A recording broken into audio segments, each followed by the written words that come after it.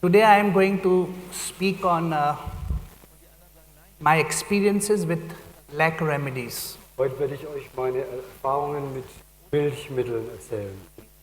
Now, as you know, that lac remedies were not used so much in homeopathy, let's say about 25 years back. Bis vor 25 Jahren, wie ihr wisst, sind die Milchmittel relativ wenig verwendet worden in der Homöopathie. The only remedy that was well used was lac caninum. Eines der wenigen Mittel, wie euch bekannt ist, ist Lac caninum And to some extent lac felinum. und Lac felinum, Katzenmilch. But we transmit lot of our emotions and energy to the animal that we keep in the house. Wir übertragen sehr viel von unseren eigenen Gefühlen auf das Haustier, auf das Tier, was im selben Haus lebt. And because dog and cat are the two very common domestic animals, we have to study their psychology a lot to understand the lac remedies. Und um die Milchmittel zu verstehen, müssen wir die Psychologie der Hunde genau studieren. Der Hunde, die bei uns in den Häusern leben, Haustiere. With this particular introduction, let me explain to you what are the characteristics of animals that we use in homeopathy as lac remedies. Ich möchte euch die Charakteristika der Tiere erklären, deren Milch wir in der Homöopathie verwenden. Or let me explain to you the symbolism of animal according to Jung psychology. Lasst mich die Symbole erklären nach den Richtlinien, die Jung dafür gefunden hat, die für die Tiere wurden. So antagonism is a very marked feature of many lac remedies. Antagonismus ist ein sehr wichtiges Charakteristikum von vielen Milchmitteln. So confusion, dilemma, antagonism, problems with the boundary, these are some of the important issues.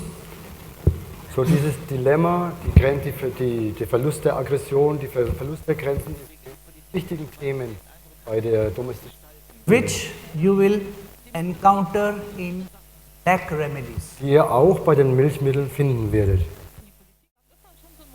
The first and the most important theme of majority of the lac remedies Das erste und wichtigste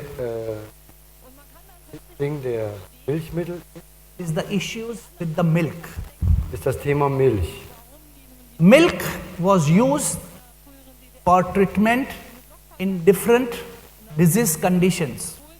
Milch wurde als Heilmittel bei verschiedenen Krankheiten verwendet.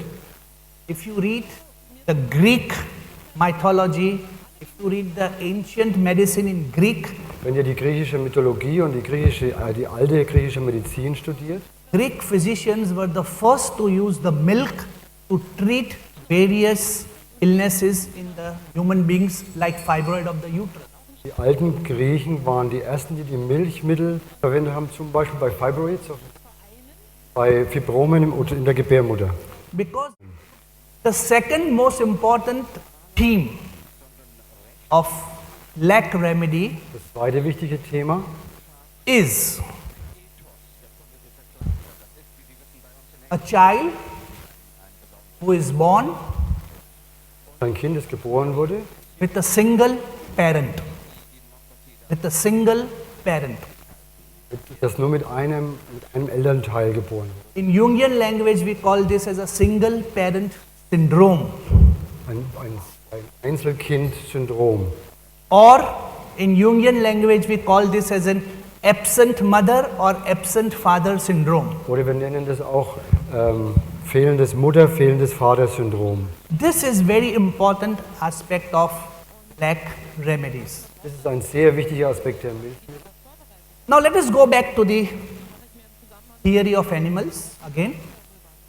Jetzt zu der Theorie der Tiere zurückgehen. What happens when the animal is old? What happens when the animal is sick? What happens when the animal is invalid? Was passiert, wenn das Tier alt ist, wenn es krank ist, wenn es invalide ist?